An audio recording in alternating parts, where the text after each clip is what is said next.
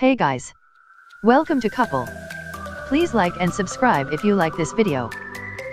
Long a dream of Koreans on both sides of the world's most heavily armed border, a peace treaty that finally ends the 68-year-old and still counting Korean War is now being hinted at by President Trump ahead of his summit Tuesday with North Korean leader Kim Jong-un. But could it really happen?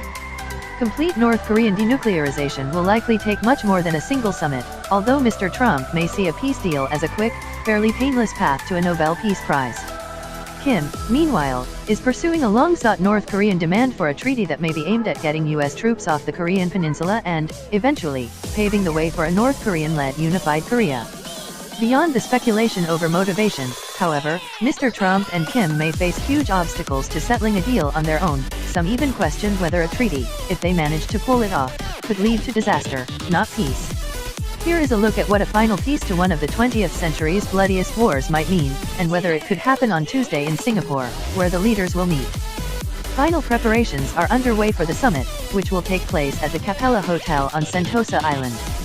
Security is expected to get much tighter as the summit approaches, and all of the airspace above Singapore will be restricted.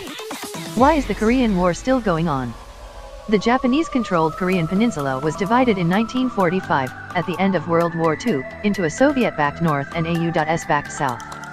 3 years later North and South Korea became sovereign nations, and 2 years after that, on June 25, 1950, the North sneak attacked its southern rival, looking to unify the peninsula by force. 3 years of bloodshed ended on July 27, 1953.